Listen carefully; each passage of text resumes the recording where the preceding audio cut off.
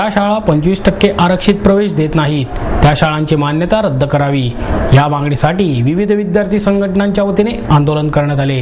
शहरातील विविध विद्यार्थी संघटनांच्या वतीने शिक्षण उपसंचालकांच्या कार्यालयासमोर आंदोलन करण्यात आले। उपसंचालक रामचंद्र जाधव यांना यावेळी घेराव घालण्यात आला आणि विद्यार्थ्यांना प्रवेश का दिले जात नाहीत याची विचारणा करण्यात आली। आरक्षित जागेमध्ये प्रवेश घेण्यासाठी शाळांमध्ये जाणाऱ्या पालकांना शाळेतील शिपाई प्रवेशद्वारावरूनच हाकलून देतात। शिक्षण संचालनालयाने यासाठी रिक्त जागांची माहिती मागवली होती। ही माहिती वेळेत न मिळाल्याने पुन्हा मुदतवाढही देण्यात आली होती। मात्र सर्वोच्च न्यायालयाचा आणि शासनाचा आदेश असतानाही शिक्षण संस्थांनी माहिती न पाठवता त्याला केराची टोपली दाखवली। बहुसंख्य शाळांनी यामध्ये शिक्षण हक्क कायद्याचे उल्लंघन केले आहे। त्यामुळे या सर्व शाळांवर फौजदारी गुन्हा दाखल करून त्यांची मान्यता रद्द करावी अशी मागणी संघटनेच्या कार्यकर्त्यांनी केली। शिक्षण उपसंचालकांच्या कार्यालयासमोर निषेधाचे फलक हातात धरून घोषणा दिल्या। नव्या स्वतंत्र कक्षाच्या माध्यमातून अर्ज पाठवून त्यानंतरही शाळांनी त्यास दाद न दिल्यास निश्चितपणे कारवाई केली जाईल अशी ग्वाही जाधव यांनी यावेळी दिली।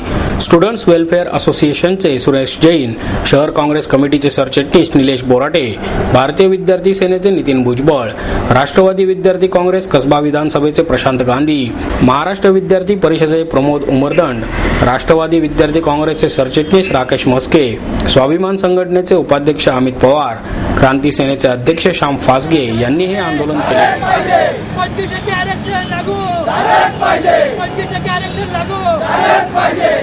विद्यार्थी एकजुटीचा विद्यार्थी एकजुटीचा 25% आरक्षण लागू 25% आरक्षण लागू रद्द करा रद्द करा रद्द करा रद्द करा रद्द करा आरक्षण लागू 25% आरक्षण लागू विद्यार्थीचा 25% आरक्षण लागू 25% आरक्षण लागू विद्यार्थी राज्यावर कारवाई झालीच पाहिजे।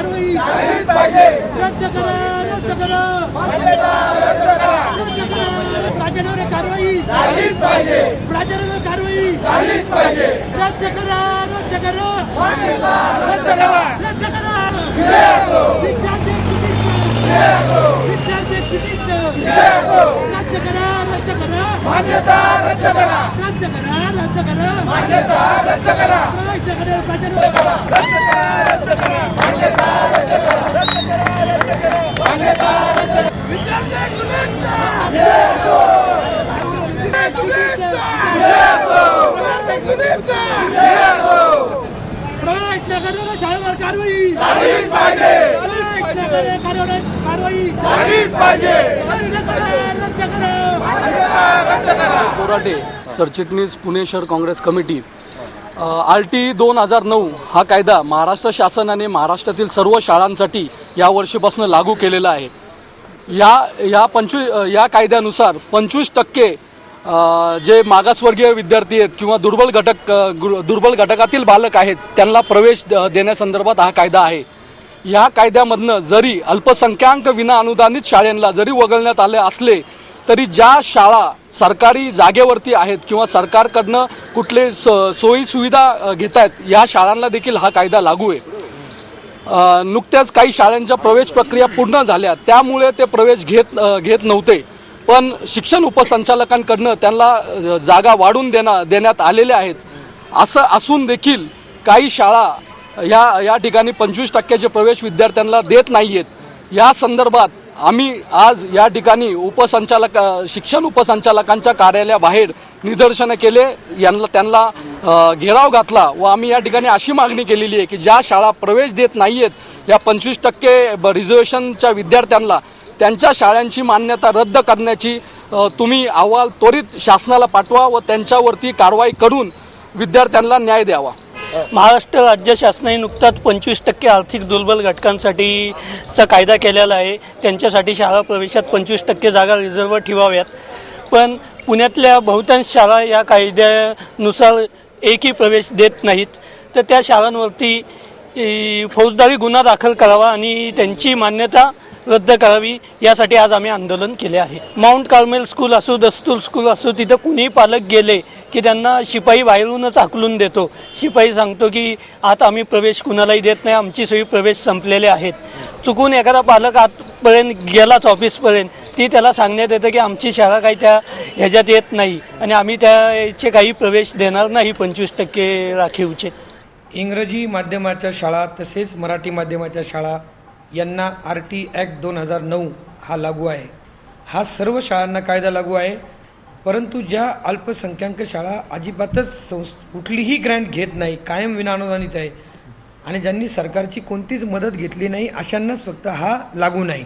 मात्र ज्या शाळांच्या हायस्कूल ग्रँट घेत आहेत आणि प्रायमरी विनाअनुदान आहे, यांना मात्र हा कायदा लागू आहे. आणि या सगळ्यांवर योग्य ती या कायद्याची अंमलबजावणी व्हावी म्हणूनसाठी काल मी शिक्षण मंडळाच्या सर्व माझ्या अधिकाऱ्यांची बैठक घेतलेली आहे.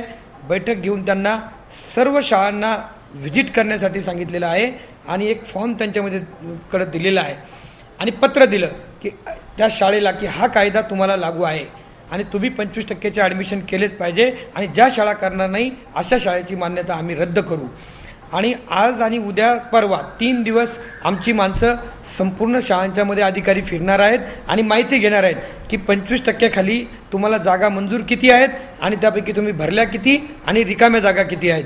आणि सर्व ज्या रिकाम्या जागा राहतील त्या भरण्यासाठी त्यांना एक 5-7 दिवसाची मुदत देण्यात आलेली आहे.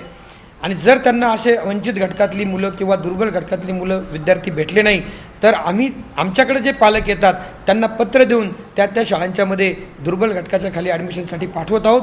या संदर्भात कडक ॲक्शन घेण्यात आलेले आहेत आणि ज्या शाळा अजिबातच याला प्रतिसाद देणार नाहीत अशा शाळांची मान्यता काढून घेतली जाईल. कालच मी 8 शाळांना कारणे दाखवा नोटिसा या संदर्भामध्ये दिलेल्या आहेत.